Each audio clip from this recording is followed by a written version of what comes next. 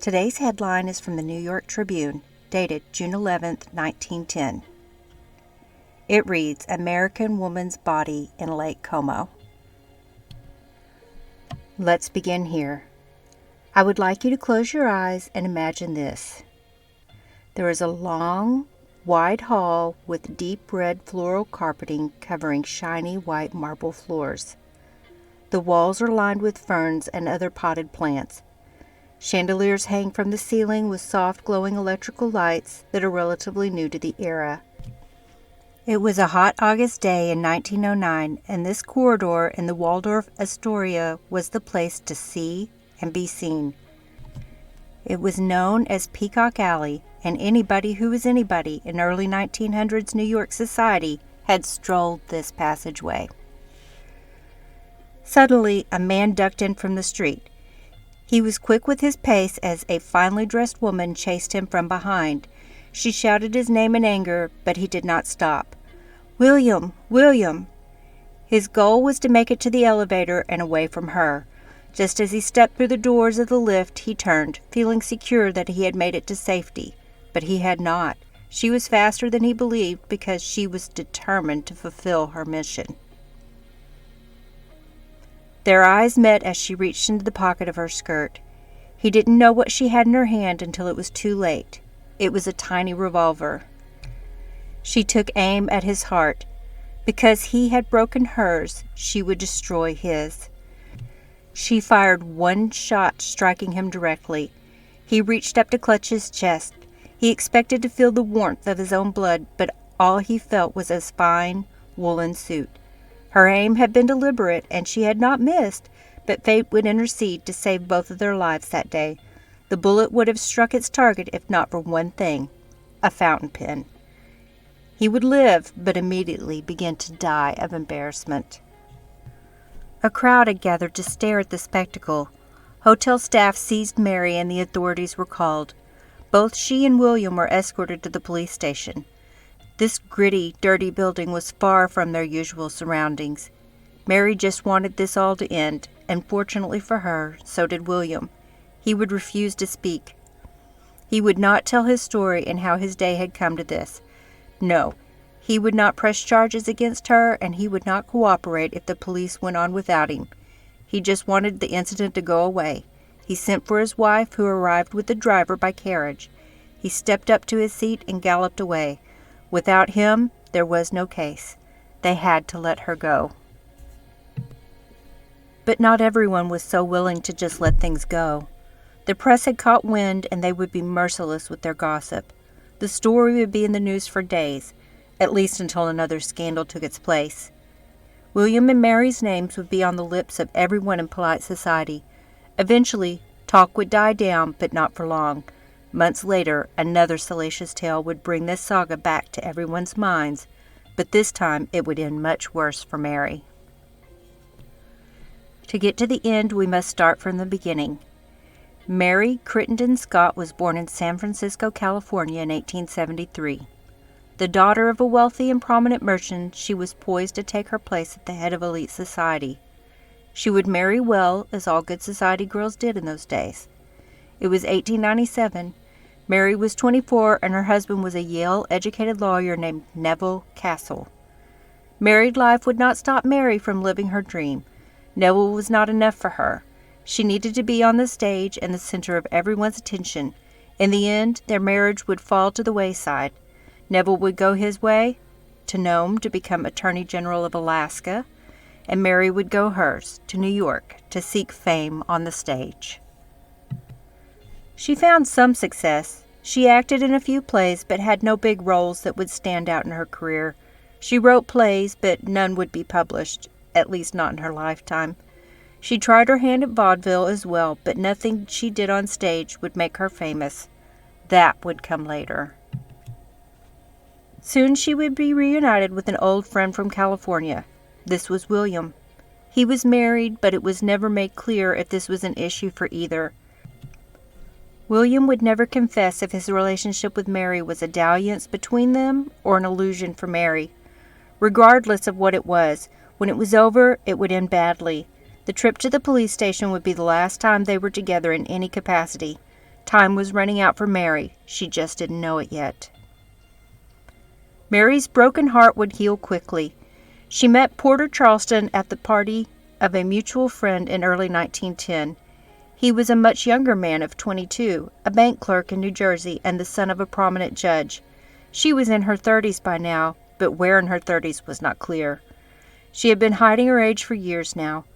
She hid it well enough that Porter probably didn't know she was likely close to being old enough to be his mother.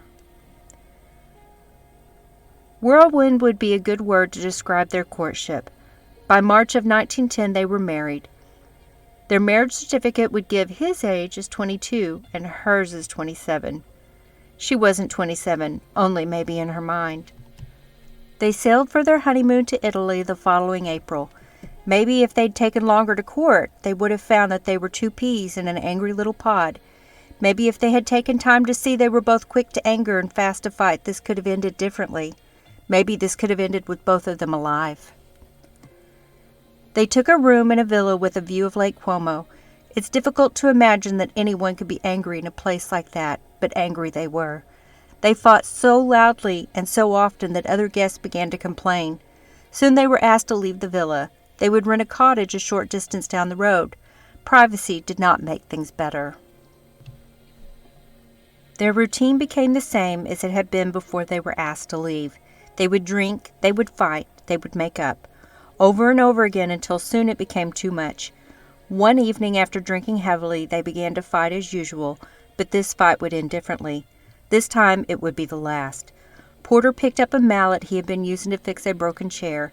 He swung at Mary, and just like when Mary shot William, Porter would not miss. Mary's body fell to the floor in a heap. Her head bled profusely as head wounds will do. She definitely appeared to be dead as Porter stood over her in a panic.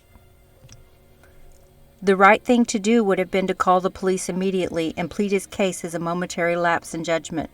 This would allow Mary to be buried properly and her family to mourn appropriately. But Porter didn't do the right thing. He did what he thought would save his own neck. He dragged her steamer trunk into the room where she lay motionless. "Are you starting to get a bad feeling about this?" And started flinging her clothes out by the handful. He didn't bother with the papers she had filling the bottom of the trunk. He lifted her in, no, more like folded her in, and closed the top. There she sat until it became dark enough outside to haul her makeshift coffin to a pier overlooking the beautiful moonlit lake. Along with him, he had brought a pillowcase from his room. He left the trunk there as he searched for rocks to fill a pillowcase. This would be used to weigh the trunk down, he thought. He found 2 big rocks and chucked them into the pillowcase. He then returned to the pier and tied it to the handle of the trunk. He then just shoved her in. No words, no prayers, just a big splash and a gurgling sound as the trunk filled with water and sank. He was done. No body, no crime, right? He made his way to Genoa, where he caught a steamer ship, hoping to make it back to America before anybody even knew she was gone. It didn't work. As he was sailing across the ocean, his plans were falling to pieces fast. It took only 2 days for Mary and the trunk to emerge from the dark, cold bottom of the lake. They were found bobbing at the surface within 2 days. Fishermen snagged their catch and hauled it back to shore. I think they would have known that what was inside the trunk was no treasure well before opening it. The Italian police were called, and together the men peered into the trunk with Mary's fragile frame folded up inside like a discarded rag doll. Her long blonde hair covered her face. The coroner lifted her remains out and took her to his office. The police were left with a trunk. And maybe I was wrong. Maybe there was treasure in there after all. Lining the bottom of the trunk wasn't just any papers. They were Mary's papers. There were letters containing her name and address. There were the plays and poems she had written. There were photographs. All were waterlogged, but salvageable. Detectives wasted no time telegraphing the American police and informing them of their find and of their loss. Her husband was missing, and it was believed he was on his way home. Porter had not even stepped off the boat before Mary's family was informed of her demise. Mary's brother, Henry Harrison Scott, raced to New Jersey to find the man he knew had killed his sister. Henry was not a man to be trifled with. No, he would make sure his sister was given her justice. He went straight to the bank Porter had worked at in New Jersey. In their haste to marry, no one had been at their wedding, and he did not know what Porter looked like. Henry would obtain a good description of his appearance from his co-workers, then go straight to the pier Porter's ship was most likely to dock at.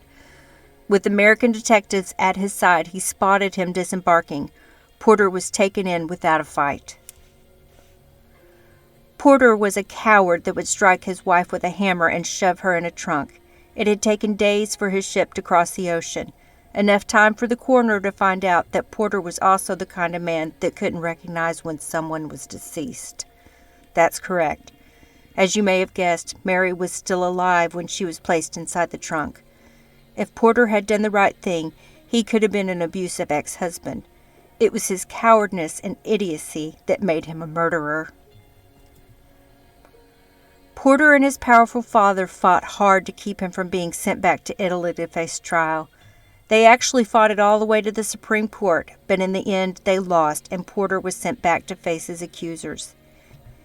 He was tried near the same beautiful lake that should have been a wonderful memory of a spectacular honeymoon, and not the watery grave of his unfortunate bride. The defense would claim that Porter was no match for Mary's maturity and domineering personality. The prosecution would claim that Porter had learned her real age and was desperate to escape this decrepit old woman. In the end, Porter was found guilty. His sentence was 6 years and 8 months. With the time he had already served while fighting extradition, he served only 1 month before being released. Mary was buried in a cemetery overlooking Lake Como. Porter would move to Paris after his release from prison. He was found dead from suicide in a cheap hotel room in 1933. Mary, in death, finally received the fame she had wanted so badly, but not in the way she had hoped. One of the plays she had written, the one that was in the water-soaked trunk with her when she died, was bought and produced in an off-Broadway play. Fame has a twisted sense of humor. In 1929, the Waldorf Astoria would be torn down to make room for the Empire State Building. It would be rebuilt a few blocks over where it stands today. And of course, there is still a Peacock Alley where the upper class go to see and be seen. It reads, American Woman's Body in Lake Como. Let's begin here. I would like you to close your eyes and imagine this. There is a long, wide hall with deep red floral carpet